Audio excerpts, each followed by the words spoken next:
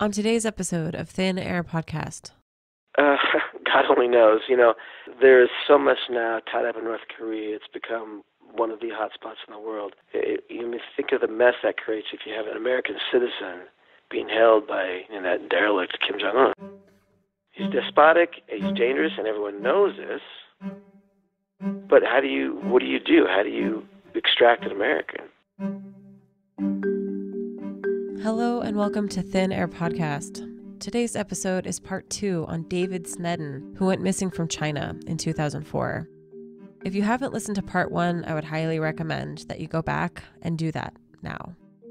2 weeks ago, we told the story of how he went missing, the context, the places, and his family's journey to find evidence in his case. We interviewed James Sneddon, David's brother, and George Bailey, David's roommate in China and the last person who knew him to see him before he went missing. Today's episode will focus on the evidence that David Sneddon is currently being held by North Korea after being abducted while traveling in China. This episode will make so much more sense if you listen to the previous episode.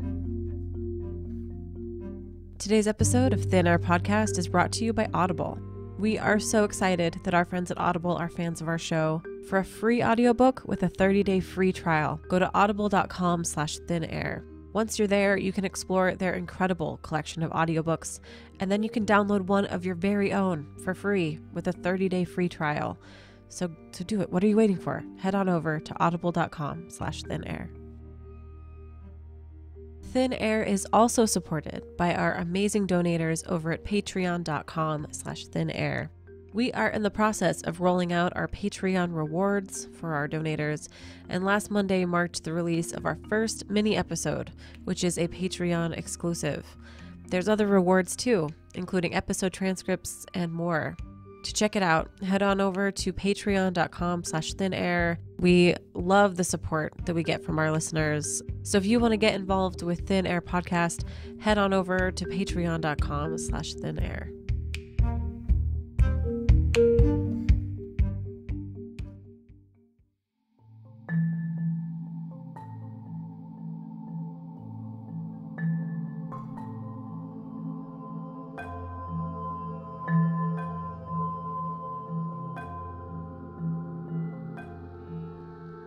When 24-year-old American student David Sneddon traveled alone to the Yunnan Province in southern China in the summer of 2004, he probably wasn't too concerned about North Korea, the isolationist regime 1,700 miles northeast from the Tiger Leaping Gorge, where he had planned his hiking and sightseeing trip. His roommate, George Bailey, certainly didn't think that North Korea was a concern. Not at all. I certainly didn't have the amount of consciousness about North Korea that Dave may have, but it wasn't even something that he would really, talk about. We talked about Led Zeppelin, about Huskers football, about our families, about our religion, and not really all that much about politics. George and David might not have felt it, but the summer of 2004 was a highly contentious time for North Korea. That year, the totalitarian state faced a series of challenges and embarrassments. And these events, within the context of the David Sneddon story, provide strong circumstantial evidence that David, simply by being in the wrong place at the wrong time, was abducted by North Korea, never to be seen by his family or loved ones again. Today's episode is one of the most complex that we have ever attempted here at Thin Air Podcast, and we know that we have a lot of ground to cover. So, today's story will be presented in 3 parts. Part 1, the evidence, why his family and many others believe North Korea is even a possibility. Part 2, David's life in North Korea, how he could be living, and what that means for him and his story. And Part 3, bringing David home.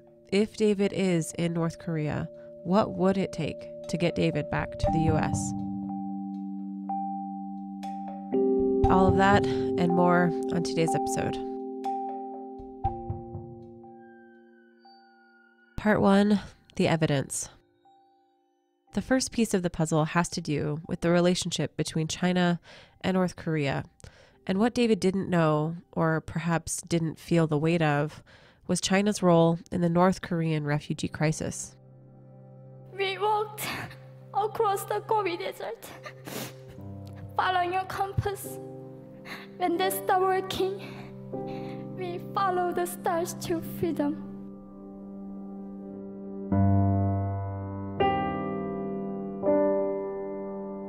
I felt only the stars were with us.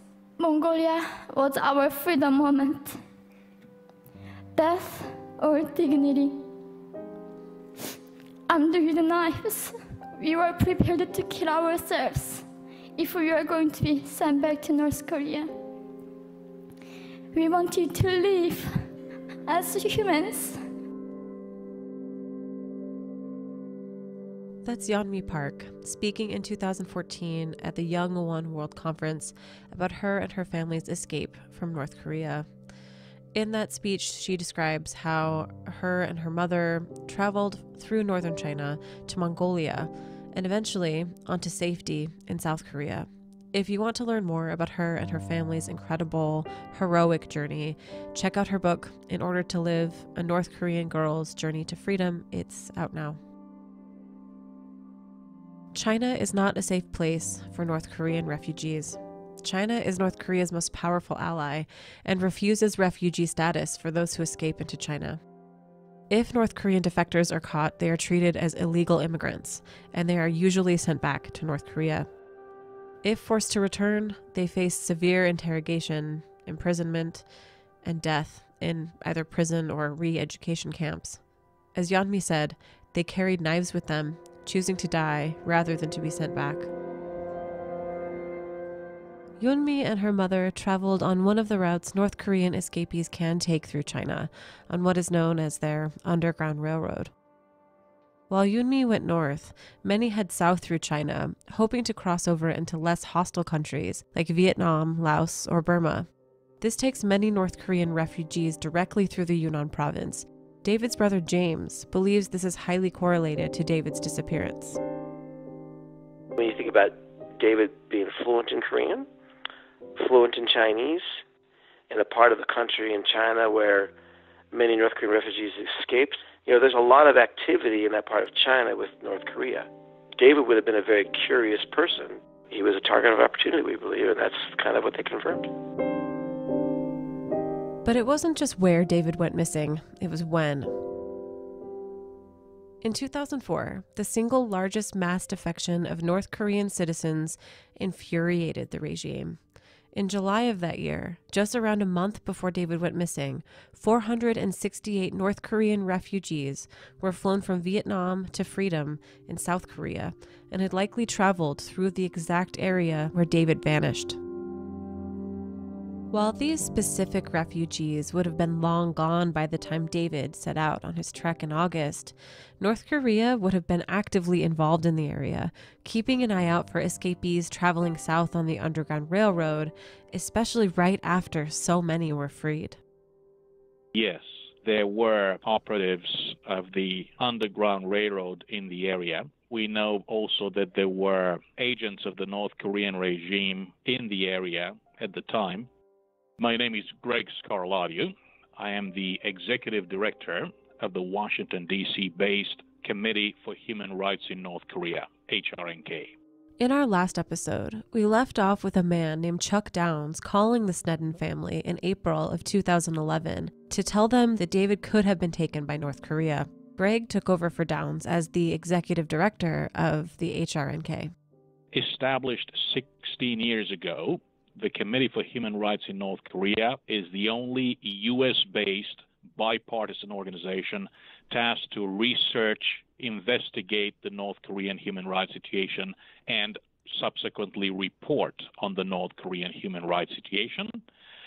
Whenever the U.S. Congress, for example, holds a hearing on North Korean human rights, we're always invited to testify. Chuck Downs, in his conversation with the Sneddons, spoke of much of the information we're discussing here today. Of course, we have some testimony provided by the chairman of the Association of the Families of Victims Kidnapped by North Korea, Dr. Tsutomu Nishioka. The testimony Greg is referring to here was given in May of 2012.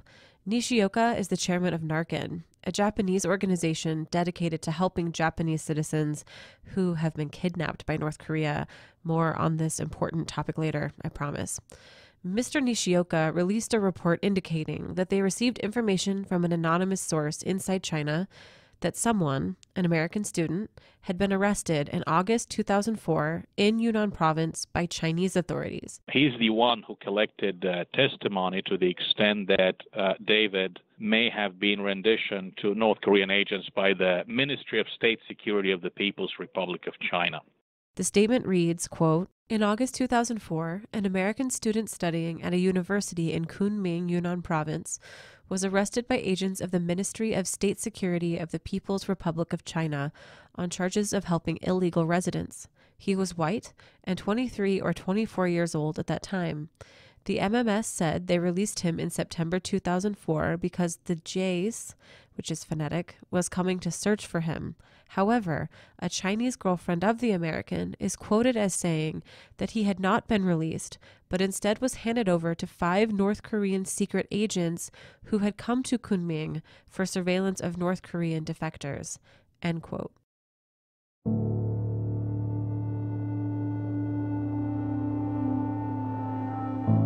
While the specifics of this report vary slightly from what we know of David, for example, he did not have a Chinese girlfriend, and he wasn't studying at Kunming University, but was studying in Beijing, the Sneddons argue that this report is evidence of David's arrest and his abduction to North Korea. David was 24 years old, he was a student, and he went missing from the same area at the same time that this American, whose identity we do not know, was arrested. The reports also note that Jays, which is spelled Jais, was looking for him, which the Sneddons consider could have been James, meaning his brother, who did go to China searching for him in September of that year. Also noted in this report is that the suspect was arrested for helping illegal residents. Could these residents have been North Korean refugees on their way south? David spoke Korean, and he had also done his Mormon mission in South Korea. George noted that this background could have put him at risk, or at least suspicion, while he was traveling in the Yunnan Province. Now, when you know that Christian missionaries are helping North Korean refugees through China on their way to Southeast Asia, and then you hear that this kid was a Mormon missionary, you don't know the difference between a Mormon missionary and a mainstream Christian missionary. You don't have a clue. It's going to be a question that's going to come up left and right, particularly at the point where David disappeared. Where did you learn Korean? For heaven's sake, you're Caucasian. Neither Dave nor I were out there trying to preach Mormonism to Chinese. First of all, we were told explicitly, like, don't. That's a huge legal offense. At the same time, you ask this question, where'd you learn your Korean? Well, I learned it in South Korea. I learned it as a missionary. Bam, Dave's tied kind of right there, to this identity. If this report is true, doesn't this mean that the larger Chinese government could be directly involved with David's disappearance? Greg doesn't necessarily think so. Many times things that happen in China are not necessarily known to the central authorities. Sometimes you're dealing with corrupt law enforcement, rogue law enforcement. If an agent of the Chinese government was involved in something nefarious, it doesn't always mean that this was the result of deliberate policy issued from the center. This report paints a picture of the way David could have been taken from Yunnan Province. North Korean agents are in the area, patrolling the Underground Railroad after losing a record amount of escapees. David is in the area coincidentally, and as we know, would have been noticed. From there, he could have been targeted by North Korean agents suspected of potentially aiding defectors. The report indicates that this young American student was arrested by Chinese authorities, and soon after, in September, someone came looking for him, just as was the case with David. Maybe the local Chinese officials there were paid off for their silence, or maybe someone in China knows something more than they have admitted. I suspect that there may be witnesses out there in China, witnesses who have been afraid to speak, But 13 years have passed. The circumstances have changed a little bit in China. I think that the best thing we can do is to publish as much as we can on the Sneddon case and to publish his picture with every article that's put out there. My hope is that some of those witnesses who haven't come out of the shadows might see his picture and remember that they actually witnessed things that they've never spoken about. George also thinks that some Chinese authorities may know more than they're saying. I remember talking with one reporter, and at the end, she just had a really hard time with the theory. And one of her reasons why was, like, how would they get David out of there? And, with the Chinese government, how would they allow that? And for me, my answer is actually quite simple. If you've got just Chinese police, man, you can bribe your way out of anything, and there is, let me tell you, there is a lot of bribery. It's a common practice. It doesn't need to be a higher up coordinated, discussion between, Xi Jinping or at that point, I think it would have been Jiang Zemin and, Kim Jong-il. It just has to be like, holy cow, hey, check this out, man. This is perfect. American walks in, he's alone. He speaks Korean, for heaven's sake. Let's snag this kid. David was exactly what they needed. And it was just a perfect storm. But why would North Korea need someone like David Sneddon? There is another element to what George described as the perfect storm. It wasn't just that North Korea had the opportunity with the timing and the location. North Korea also had a motive. Something else happened to North Korea in 2004, a loss, something that gave them a need for someone exactly like David. And to understand that something, we need a story. And it's a story which nears its end on July 9th, 2004, again, around a month before David goes missing.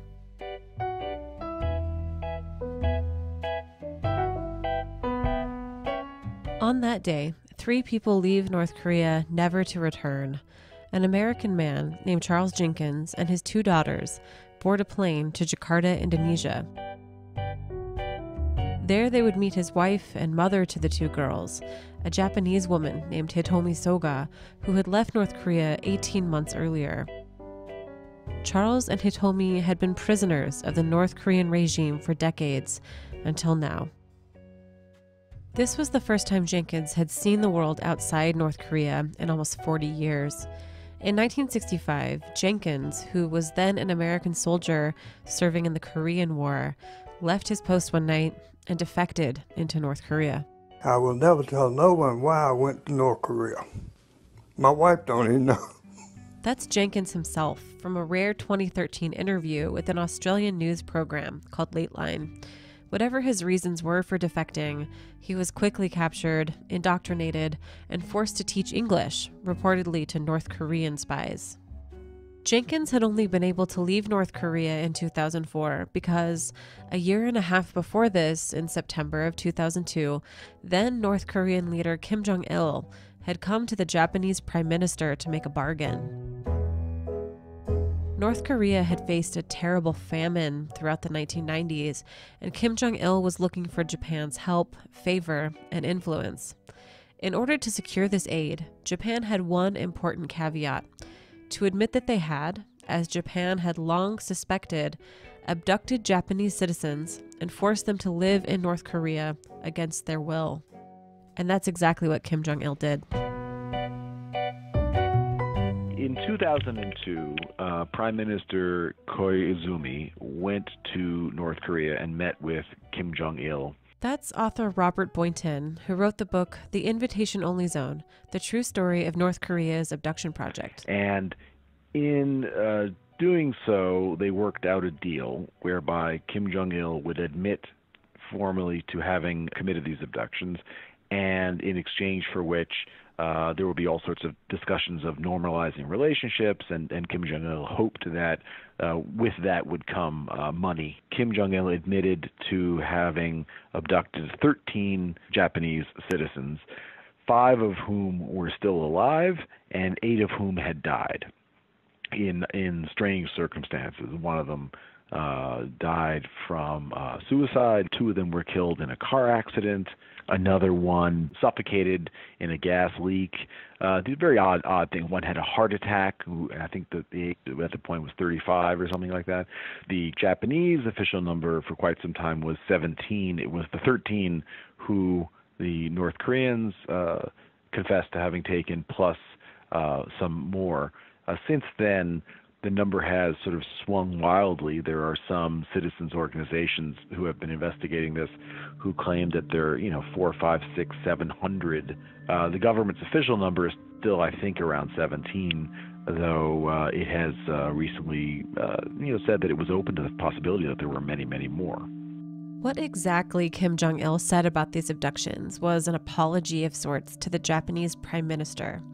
There's no verbatim English translation that I can find online, but according to a BBC article which was published at the time, Kim stated, "The special forces were carried away by a reckless quest for glory. It was regretful, and I want to frankly apologize. I have taken steps to ensure that it will never happen again." End quote. She denied responsibility at the highest levels. This is a totalitarian state. This is a state that has taken totalitarianism to the next stage. This is a post-communist, post-industrial, kleptocratic, dynastic regime. This is North Korea today. This is such a reclusive regime that does such terrible things to its own people. This is a regime that commits crimes against humanity, according to a UN Commission of Inquiry report, crimes against humanity pursuant to policies established at the highest level of the state. An operation of this type cannot be conducted without an order received from the very top. And we know that the practice of abductions began in 1950 with an order issued by Kim Il-sung himself. Kim Il-sung ordered that South Korean elites, representatives of the elites, intellectuals, doctors, lawyers, engineers, and others, be taken and brought to North Korea to build a new country and a new society. Unfortunately, many of them ended up dead at the bottom of the North Korean social hierarchy or in political prison camps. In other words, North Korea has an extensive history of kidnapping foreigners, early on from South Korea, and then a large number from Japan. Boynton explains. The Japanese abductions took place generally from the mid to late 70s and into the early 80s. Those are the ones that we know the most about. The word abduction, I think, has to be understood in all of its various colors. Abduction is everything from, on the one end, the most brutal form of abduction, being hit over the head, having your mouth taped up and your arms and legs restrained and thrown into bags and put into boats. And on the other end of the spectrum, being told you are being offered a job, whether in North Korea or in China, and it's a very lucrative job, and then you get there and realize you're either not in China or you're in North Korea and you can't leave, and that's a form of abduction as well. And I think that range has to be taken into consideration. People were abducted not only from different places but with different modes. They were quite randomly chosen.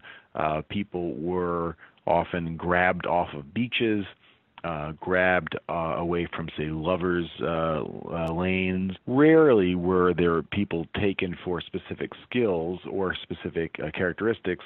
There's one case of one of the early abductees, a man named Hara, who was abducted primarily because he had no real social status. He had no family, he had no kids, he wasn't married, he didn't have a driver's license, he had never traveled, so he didn't have a passport.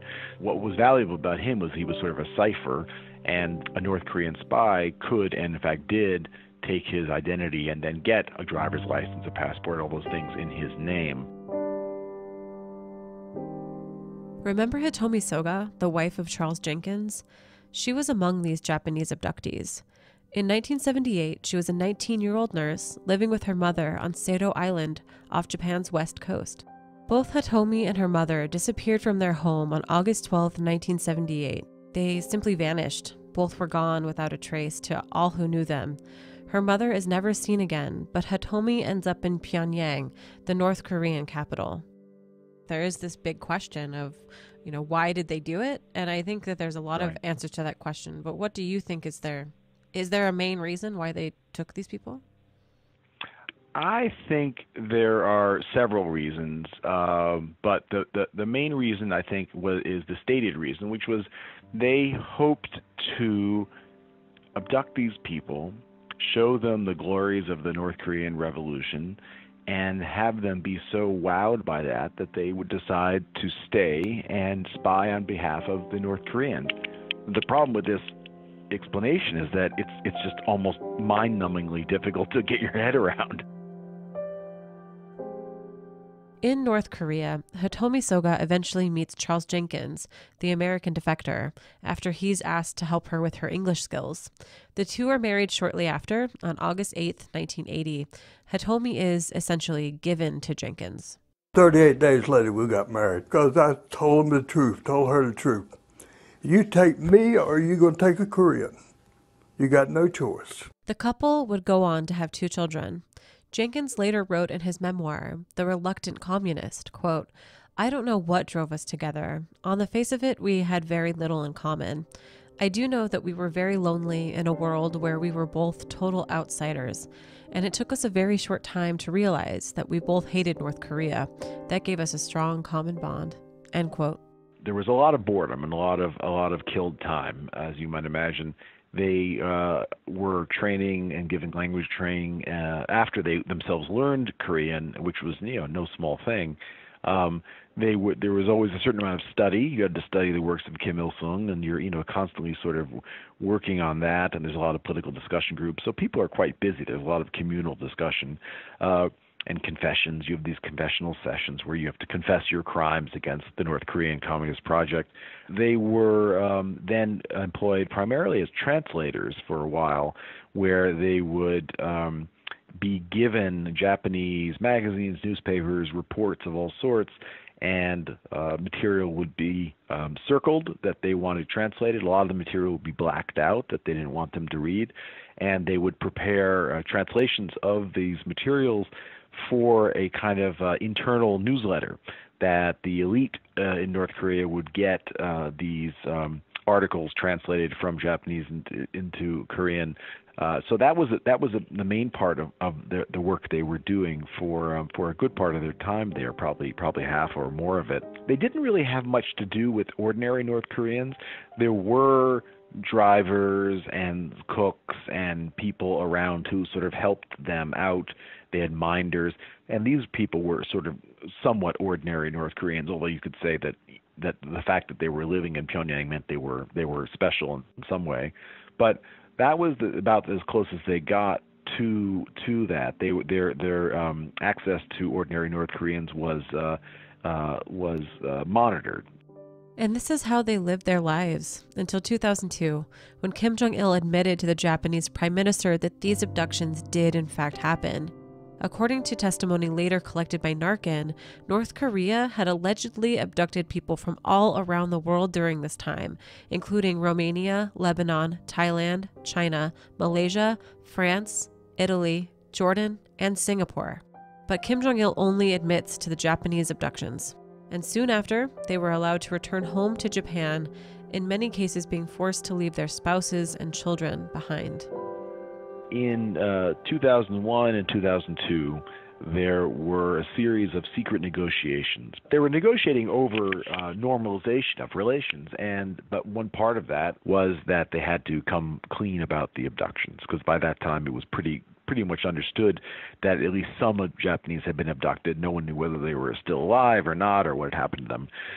In exchange for a visit by Koizumi meeting Kim Jong-il, which was a very big deal for Kim Jong-il, because it fits into the narrative of, you see, the most important people in the world come to pay respects to me. That's how it was played. As part of the negotiations, the abductees were supposed to be able to return to Japan for a 2-week visit. and they were then going to come back to North Korea.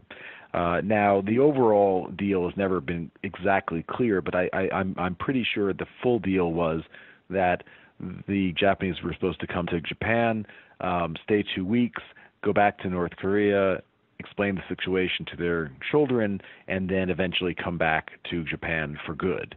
But the Japanese public was so outraged by the idea that now that they were finally back, and now that the Japanese public had been told and realized that they'd been lied to by their own government, the idea that they were then going to give them back to the North Koreans was just outrageous. And so they lobbied very hard to get the abductees to stay, and the abductees themselves were finally convinced to stay, though they were very reluctant because their children were back in North Korea. And it wasn't until the prime minister swore to them, he said, "I promise you I will get your children back," that they agreed to stay for good. Hitomi lives in Japan without her family until July 9th, 2004, when she tearfully reunites with them in Indonesia. The family eventually moves back to Hitomi's hometown on Sado Island. In the summer of 2004, when Charles Jenkins left North Korea, the regime lost an English-speaking asset, one of its only native English speakers and teachers, and less than 1 month later, David Sneddon went missing in China. The Japanese abductions and the subsequent admission by Kim Jong-il that these had in fact occurred is vital to understanding the context of the David Sneddon story. It first establishes that North Korea has kidnapped foreigners in the past, foreigners who disappeared without a trace in the same way that David Sneddon did. These operations are conducted by intelligence professionals. They leave no trace behind, generally. To give you an example, a Romanian lady, Doina Bumba, was taken by the North Koreans from Italy in 1978. It was only in 2007 that the family found out about their long-lost daughter. They had no idea that she had been taken by the North Koreans. She was simply a missing person. This is exactly the situation that the Japanese found themselves in. The parents of the abductees, 10 years into their abductions, they still didn't know what had happened. They were in exactly a parallel situation, and more than half of Japan was saying to them, "Come on, get over it. They died, or they eloped, or something. Who knows what happened?" And then they were all wrong. What do you think are the odds that he is in North Korea now and was abducted or detained? I don't know what the odds are. I think that it's certainly possible. I'm skeptical in the way that I'm skeptical of any claim which is purely circumstantial. That said, the people who claim that Sneddon was abducted are in exactly the same position as the relatives of the Japanese who were abducted. In those intervening years, many of them were unshakably convinced that they had been abducted and had even been abducted to North Korea, and there was absolutely no evidence whatsoever to show for it. And they were right, and the skeptics were wrong. And I'm not smug enough to say that could never happen again, because we all know that something bizarre like that will happen again. And again, all the reasons why people dismiss this possibility of Sneddon having been abducted, they're essentially rehearsing all the reasons that people dismiss the Japanese abductions. Why would someone risk so much for so little? What could they possibly be doing there? What would the purpose of it be? And, as we saw with the Japanese abductions, there are different forms of logic at work in North Korea than we can even imagine. The previous abductions also establish a pattern and mode of thinking in North Korea, who currently have and continue to detain American citizens who visit the country. There are 3 Americans who are being held right now. It's hard to say, oh, well, they would never take somebody. Well, they are taking people. And I do think that the way that North Korea will detain visitors is very much part of the logic of abduction. I think you can make a straight line between the abductions and the policy of detaining people. Whether they would have abducted Sneddon rather than, say, detaining him, is really anyone's guess. Remember that North Korea criminalizes behavior that is perfectly normal elsewhere in the world. For example, one American was arrested because he had accidentally left behind a religious book, a Bible.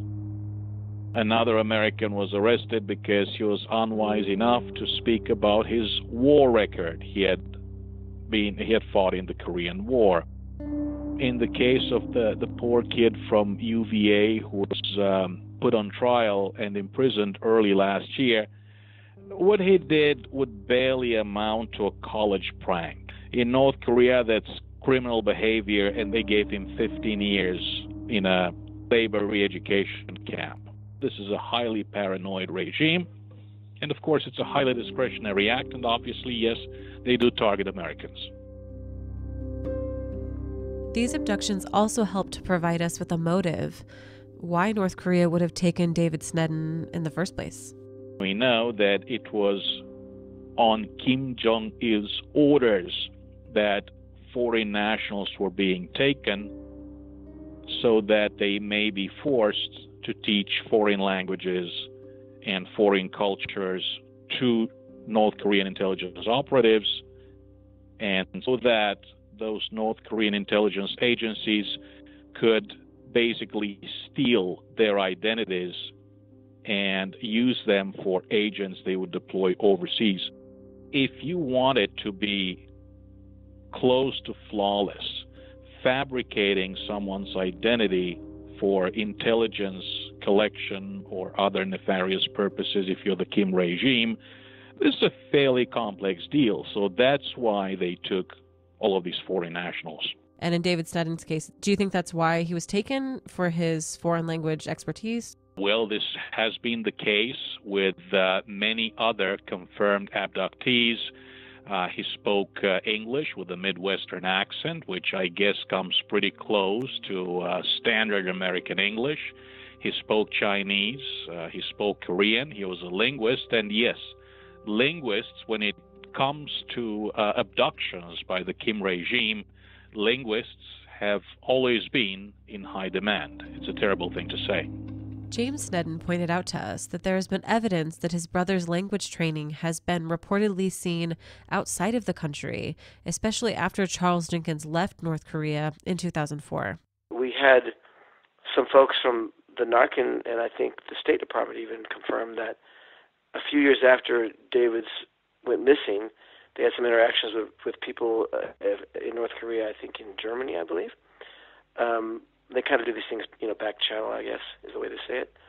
They said that their English skills are markedly better now than they were the last, 15, 20 years, where they were using a man named Jenkins, who was a defectee from the Korean War with a deep, deep Southern accent, to teach their operatives English. So, it's hard for me to say, but my brother's being used to train terrorists. These abductions help to provide us with some important circumstantial evidence of how David is living if he is in North Korea. We know that initially there's a process of indoctrinating and subduing the abductees. Then they're engaged in this work of training, delivering foreign language training to North Korean intelligence agents. Based on what we know from those we spoke to, those very few who managed to get out, the living conditions appear to be better than average. So in the bizarre world of North Korea, the regime looked after these abductees, perhaps not out of the goodness of their hearts, but because they were very precious assets. If David was indeed taken, in order to abduct an American young man from that part of China, the regime would have had to invest significant resources in this operation. This is no easy feat, so these are precious assets to the regime. They will look after them, and of course some of the abductees are married. Right after the break, we have part 2. The next piece of the puzzle, a 2016 report citing evidence from a source in Pyongyang, which provided specific details of David's life, including, potentially, his wife and children. Join us after this quick word from our sponsor. Thanks to Audible for supporting Thin Air Podcast. For our audience, Audible is offering a free audiobook with a 30-day free trial. Just go to audible.com/thinair and browse their unmatched selection of audio content, download a title free, and start listening. It's that easy. After speaking with author Robert Boynton, I knew that I had to download his audiobook, The Invitation Only Zone, the true story of North Korea's abduction project. In the audiobook, you'll get a deeper understanding of these abductions, more about the context and history between Japan and North Korea.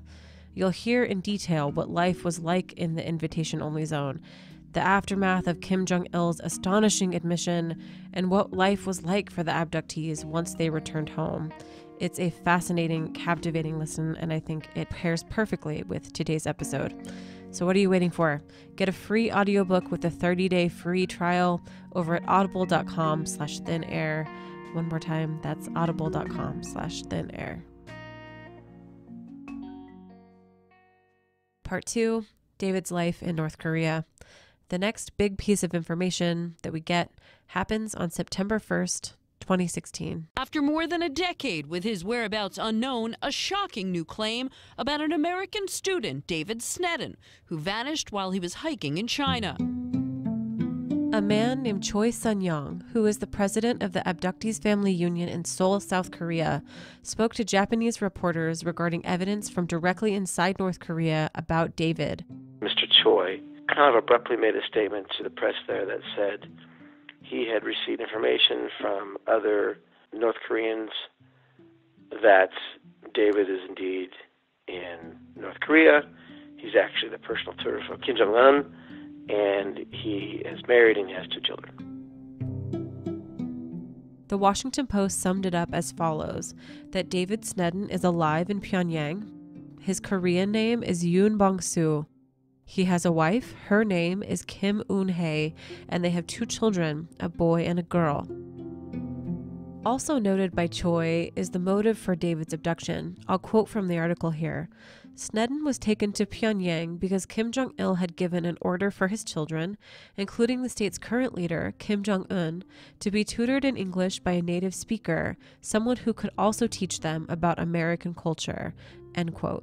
What's interesting about Mr. Choi is his own father, as I understand, was abducted by North Korea, and he's been helping North Korean refugees, and I think he's part of that effort to bring people back and probably, as I understand, help people come back to South Korea. He's very tied into the community, is the point, and he's got a lot of good information. Chuck Downs, who was the one that broke the story to us and has been kind of one of the experts in the arena for the U.S., he spoke with Mr. Choi, and he came back and told us, and he said he's willing to go on record, that all witnesses Mr. Choi had talked about are very credible, and he believes with certainty that Mr. Choi's account is accurate. It's very difficult to verify, and when it comes to information collection, when it comes to human intelligence in North Korea, I don't think that anybody has a flawless record. If you look even at the South Korean National Intelligence Service, which presumably has the best human intelligence inside North Korea, sometimes they make mistakes. During these great purges, they mention a name and they claim that the person was executed, and then the same person appears again at a public function. You know, this is just to say that sometimes it is not 100% possible to verify this information beyond any reasonable doubt. Well, how does information even get out of North Korea in the first place? North Koreans have an official cell phone system. You cannot make international calls, but there are smuggled phones smuggled in from China. So you can basically just put the two together. Somebody outside North Korea calls a broker in the border regions on a smuggled Chinese phone where he or she can have a signal. And then that person calls somebody inland where they only have a North Korean signal, but they call them on a North Korean cell phone. They put them together and they have a live conversation. So there are even news organizations, for example, Radio Free Asia here in Washington, D.C. and in Seoul, Daily NK in South Korea, Rim Jingang in Japan, and several others that have actually developed sources inside North Korea. There are North Korean escapees working for newspapers or radio stations, and they have actually developed sources inside the country. This is not to say that North Korea is an open country. It is not. It continues to be the world's most reclusive regime, but there are sources, and some of these sources are reliable.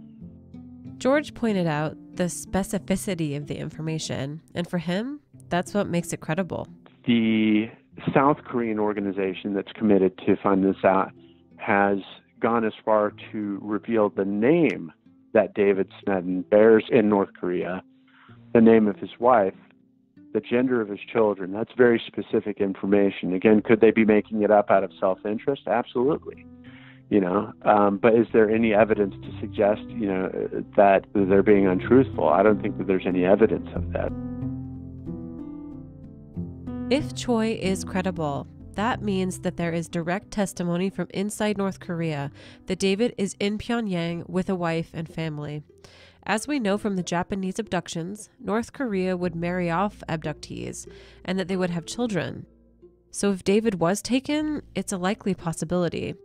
What's troubling to me, and I think many others, is that David must feel like he can't leave without his family, that he is now tied to North Korea, and what a heartbreaking tension he must feel. You have to step back and think about motives on these things. And if you have a foreign national that's being held against their will, and they're in a foreign place, well, you got to pair them because, one, it gives them some companionship. Two, if they begin to have children in the natural course of life, well, they're not going to run away from a child.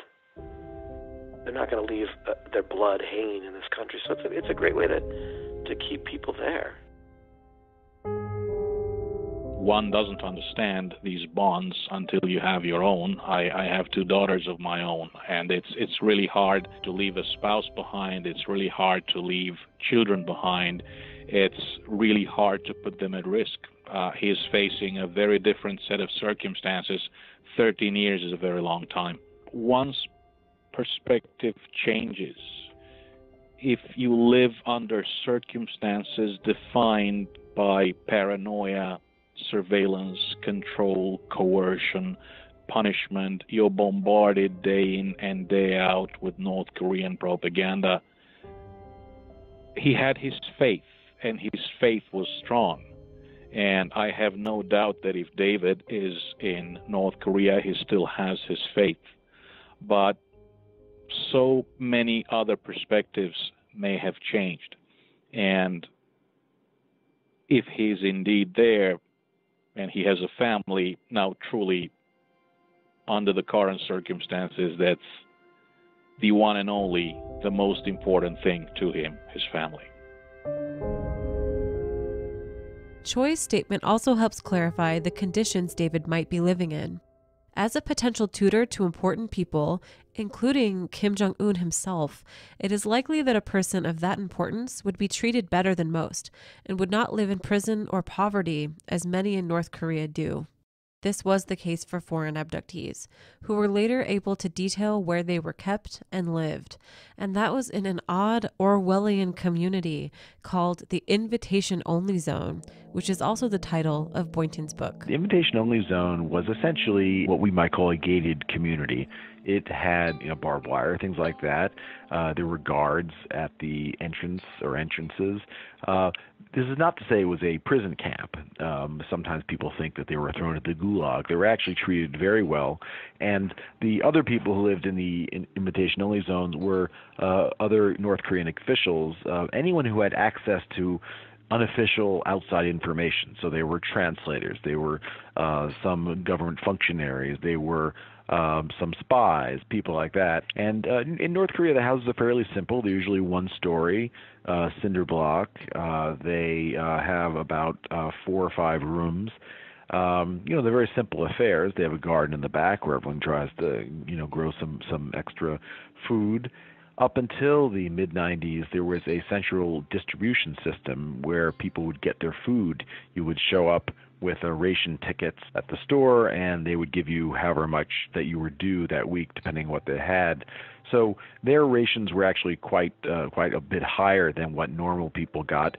And even at times in the 90s when North Korea underwent a really terrible famine, they still got their food. It was less food than they'd been getting before and of lesser quality, but they got fed, whereas people in the countryside were starving to death.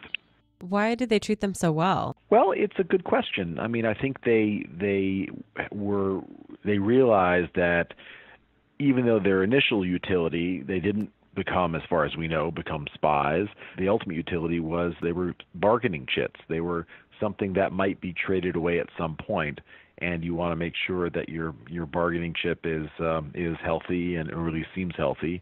In fact, right before the abductees were released, in the months before the release went on, they sort of were essentially fattening them up. They were giving them more food. They were letting them live freer lives. They were trying to sort of make them look and act as healthy as possible. But that's why they took care of them. I think they saw them as an asset to be used in some point in the future. But of course, it is not known for sure how David has been living all of these years. Even if he has been living in something like an invitation-only zone, it's difficult to imagine all that he's gone through and the suffering that he has experienced. Both James and George expressed this. I want David to be free to live how he wants to live. And I suspect if he does have a Korean wife, and by now he's mostly Korean in many ways, it wouldn't surprise me at all if he decides to, put up shop in South Korea and just live his life out. If that makes him happy and he can live and do and worship as he pleases, I will be happy for him. He's had a hell of a past 12, 15 years, and so he should deserve that option. If he has children and a family, he's just going to want to live peaceably and have the freedom to make choices that he wants to make on his own. I can only imagine that it's been pretty awful. There's probably some cushy treatment for those who are closest to, Kim Jong-un. But heaven knows what kind of, David could be in a gulag, which would be horrible. David could be living it up, but just super depressed, that he's not with his family. David could be brainwashed and things could be hunky-dory. Deep down, I want to believe that things have been really great for David because I care for the guy and he was good.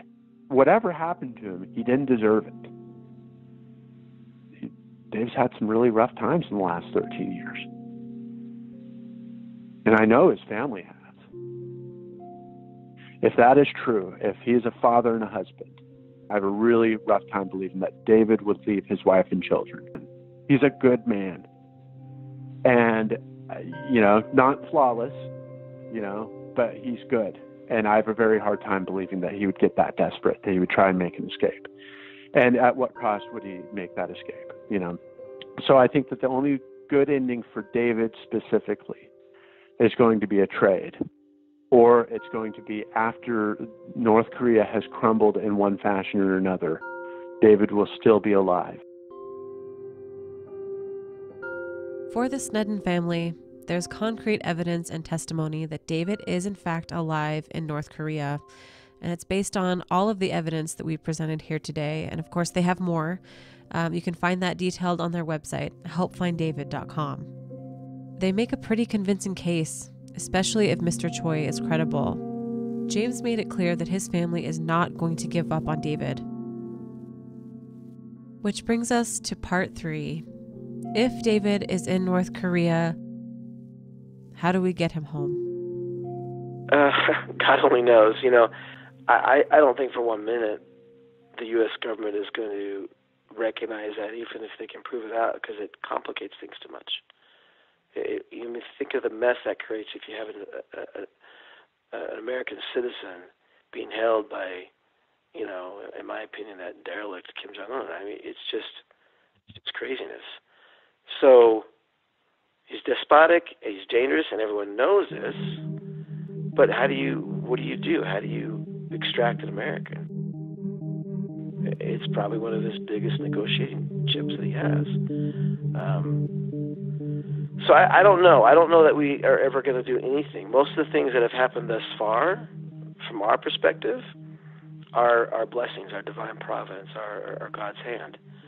That we've actually done very little. I mean, in the grand scheme of things, we did take the trek, but we didn't know where to go. We got help. And all these things along the path, Chuck Downs came to us. Well, how did that happen? There's a whole, all these interesting backstories for how these things happen. I don't know that we're ever going to be able to effectuate his return.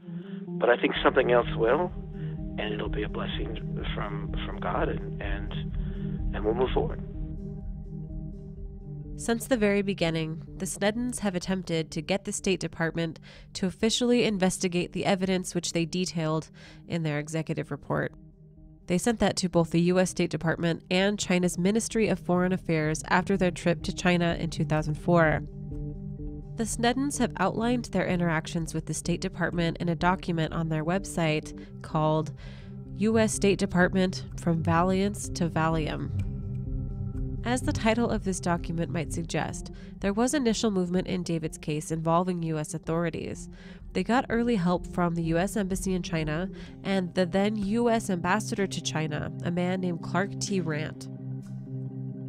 According to the document, though, China was uncooperative from basically the beginning. They refused to hand over records and chose to withhold findings of their investigation, including the hostel registries from the places where David stayed. Even though U.S. Ambassador Rant considered the Sneddons' executive report, quote, credible and worthy of immediate serious investigation, end quote, and even though he went to the area that David went missing himself to urge action with local officials in 2005, soon after, things began to stall on the U.S. side. Around this time, the U.S. State Department begins to deny the Sneddons information, citing privacy, that they couldn't reveal information in David's case without David's permission, which the Sneddon family describes as a loophole in privacy legislation. The State Department then classifies certain documents in David's case and makes the Sneddon family write Freedom of Information Act requests to gain access to this information. The U.S. State Department continued to assert that it is more likely that David died while hiking in the Tiger Leaping Gorge, despite all the evidence, including what we have presented here today, as being circumstantial and unverifiable. After Choi's statement that David was in fact alive and in North Korea in September of 2016, the denials continued further from both the United States and North Korea. On September 1st, just after the Choi report, the then State Department spokesperson John Kirby also denied that there was any credible evidence that David was in North Korea. I cannot speculate for the reasons of his disappearance. However, I can tell you that we have seen no verifiable evidence to indicate that Mr. Sneddon was abducted by North Korean officials. According to an October 8th article from the site KCNA Watch, which reports on North Korean media, a spokesman for the Foreign Ministry of the DPRK, which is North Korea, stated that, quote, the U.S. has now become groundlessly vocal about the abduction of the American by North Korea. This is just a plot hatched by the Obama group, destined to sink like the setting sun due to the total bankruptcy in its hostile policy toward the DPRK, to dramatize the non-existent human rights issue of the DPRK and tarnish its international image. We flatly deny and categorically reject this far-fetched assertion as a swindle, which does not even deserve a passing note, end quote. When I asked Greg about this article, he said that this website in particular is a known source for news coming out of North Korea. Honestly, I think that the State Department, and I know that the Sneddon family will disagree with what I'm just about to say. I really think that the State Department tried. They just couldn't find any additional evidence. And I'm not sure that the State Department actually has the the ability to conduct this type of investigation. I think that other agencies should be involved. I think that perhaps intelligence agencies should be involved in this activity. Honestly, I think that the State Department simply didn't have the know-how and the resources to go beyond what they've already done. And congressional action is always helpful. Of course, if action is mandated by Congress, it carries more weight. Since there has been a lack of action from the State Department, despite all of the evidence, Congress has taken steps to try and help in David Sneddon's case. Two congressmen, Senator Mike Lee and Representative Chris Stewart, both from Utah, have introduced resolutions in both the House and Senate addressing David's disappearance within the last year. Representative Stewart introduced his resolution in the House on September 28, 2016. We were lucky enough to speak with Representative Stewart about his efforts. Can you give me a little bit of overview about the Resolution 891 that you sponsored in the House, specifically regarding David Sneddon? Yeah, it just encourages and requires the State Department and also the Intelligence Committee or community as best as they can to provide information that they might have regarding David Sneddon, his disappearance, any information of his whereabouts, if they have any. Part of the point of the resolution was just to keep pressure on and to keep the public opinion, let them know and keep them focused that we have someone here, a young man, who we think it's possible has been taken by North Koreans against his will, is being held there against his will. And we just want to know, is that true? And if that's true, we want to bring him home. If it's not true, then we want to be able to tell that to the family so that they can have some closure. And plus there's a personal a connection as well, and that is my son. My oldest son served an LDS mission or a Mormon mission in Korea. He was there for 2 years, and one of his teachers at the language training center before he left was David Sneddon. So they became friends and they kept in contact. And I remember Sean, my son, calling me one day and saying, "Hey, David is missing in China," and his family is, very distraught, and they don't know where he is. And that kind of began my involvement, but many years passed, and it wasn't until a few years ago when I was in Congress that we reached out to the family and realized that, they hadn't had a resolution on this and offered to help and to do everything we could to, as I said earlier, just to bring some resolution to them if we could. So there's no question that the North Koreans have done that to the Japanese and in some cases a few Europeans, and we fear, in this case, it might have happened to David Sneddon. Since Representative Stewart introduced the bill, there has been a change in administration, which he believes will help to move the David Sneddon case forward. Part of it is just with every new administration, you have a chance to start over, and new personnel, new priorities, new relationships are being built. Part of it is that this administration is just viewed more seriously by Kim Jong-un and the North Koreans than was the previous administration. And we know that from the work that we're doing in trying to stop them from developing nuclear-tipped ICBM missiles. And there's evidence, as I said, that they take this administration a little bit more seriously. And we hope, if that's the case, that the North Koreans might be more responsive in some of our inquiries to them. If we begin to engage North Korea in ways that we haven't over the last, not just previous administration, it goes back quite a long ways. But if we haven't had engagement with them, and frankly just thumbed their nose towards the Americans, and have been willing to poke us in the eye even. And if we can convince them that we're serious about stopping the nuclear program, and that opens a dialogue, because in order for us to stop them, it is going to have to be through dialogue and through some pressure exerted. I think we can tie some of these other issues with that. For example, as the North Koreans are holding some other citizens that have U.S. citizenship as well, and I think we couldn't have those conversations about their nuclear program without talking about some of these other U.S. citizens, and hopefully we can put David in with that mix. Greg pointed out that the new administration's relationship with China may also help the David Sneddon case. We seem to be leaning a lot on China. Well, perhaps while leaning on China at some point, we will have the opportunity to ask for help in bringing some clarity to this case. The Chinese authorities might not know exactly what happened, but again, there is only one unexplained disappearance of an American citizen traveling in China. And that was David Sneddon, and that didn't happen in the 19th century. That happened in 2004. I do hope that we will have an opportunity to ask the Chinese authorities to help clarify.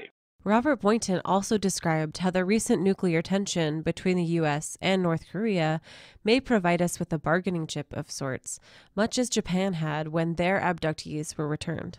I think the discussion with North Korea has been so exclusively focused on nuclear weapons and their nuclear program that these other issues have really fallen by the wayside. For Japan's discussion with North Korea, they said, hey, before we can have any discussions towards normalizing relations, you have to come clean about what happened to these people. That was the demand. Japan was in an interesting position because it has traditionally left the negotiations having to do with nuclear weapons up to the United States. So they could focus on that. I think it would be difficult for the United States to say, look, we want to talk about nuclear weapons, but first we got to figure out about this guy Sneddon. Did you take him or not? Whether you could bundle some sort of investigation in with that is unclear. But I mean, it's certainly possible, but I think that the North Koreans are very wary, having been burned by these negotiations before. I'm not sure what it would take to get them to engage in them again. The most recent movement on this issue happened in the Senate in March of 2017, when Senator Mike Lee introduced his own resolution, which passed the Senate and has been referred to the Senate Committee on Foreign Relations. While these actions are a great help, there is still more that you can do to help the Sneddon cause in Congress. The truth is that citizens talking to their representative or their senators can have an influence. And, when we reintroduce the bill, which we'll be doing shortly, then for them to say, hey, I know there's this potential of a young man from Utah who may be held by North Koreans, would you look into that? That helps a lot with fellow members of Congress and the Senate when they know that folks back home are interested in it and would be appreciative of them moving and helping us on that. So we would always ask people just to reach out to their representatives and help them be aware of it. We've got a problem here. We're trying to help. Petition your representatives, your congressmen, your senators. That the Congress has passed the bill it needs to pass in the House, and then it becomes a full-blown resolution that's supposed to obligate the federal government to take measures. Anything you can do to reach out and say, hey, this is real, this is legitimate. As you pay more attention to this story, it gets more listeners, it gets more readers.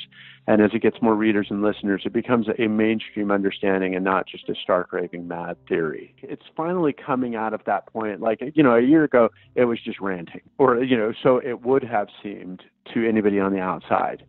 What I would love to see, and this is where an audience can have an impact, is that people believe that there is relevance. And once that happens, they're making a huge difference, and they're certainly making a difference in the lives of the Sneddons, who I think have felt very alone. I can only guess that they have felt at times like everybody just thinks they're nuts. But I've never thought that they were nuts, and I've always been blown away by their stalwart determination to find their son, and that goes to the credit of every person who has ever lost someone who doesn't know what in the world happened. It shows how resilient the human spirit is. The Sneddons urge you to contact your representatives about David's case. This shows them that their constituents care about this story and want to see something done. Over at helpfinddavid.com, they have an entire section on how you can help by contacting members of Congress. The more pressure Congress feels, the more likely action will be taken in his case. You can also find links at our website, thinairpodcast.com. It would be a fresh impetus for the State Department and, as I said, for the intelligence community as a whole to go back and take a fresh look, to go back and ask more questions, to go back and prod in ways that we maybe haven't prodded before. And look, I don't know if David is alive, and my heart goes out to his family. Can you imagine the uncertainty? And frankly, both of the options before them are are terrible options. Either that he actually passed away and they lost their young son and their brother, or that he's being held against his will. But if it is the second case, and if there's any chance at all that he's alive, and if there's any chance at all that we can bring him home, we just have to pursue that. And this is the first step in trying to do that. And if it turns out that he's not, and then God bless the family, and I know that they will mourn for that, but at least then they'll know. It's certainly a gap. You feel it at the holidays. It's been a long time now, so I suppose some of that is dulled, if you will. You never forget, but you go long enough without presence, it becomes different. But I have a younger sister. Now you're going to get me emotional, so I have to be careful here. Who talks about David being her playmate, and she misses him terribly every day because she has none of the brothers that she grew up with anymore, and it's very hard on her. She still has his phone number and his phone from the time he went to China. So. It's been hard, and my mother still cries at night sometimes, and she still misses her son. That never goes away.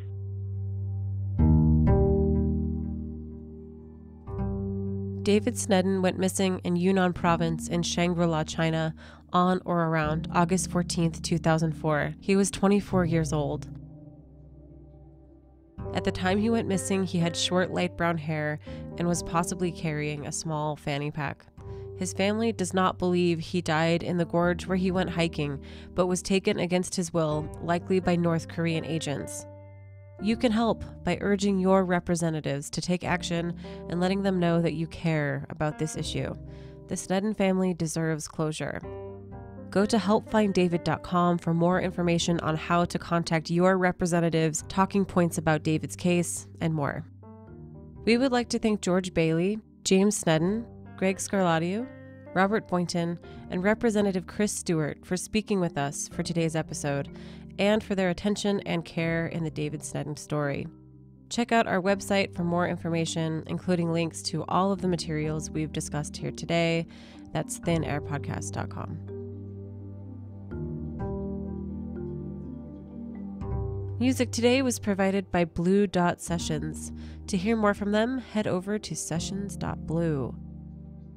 Thank you so much for listening today. We'll be back with a new episode in 2 weeks.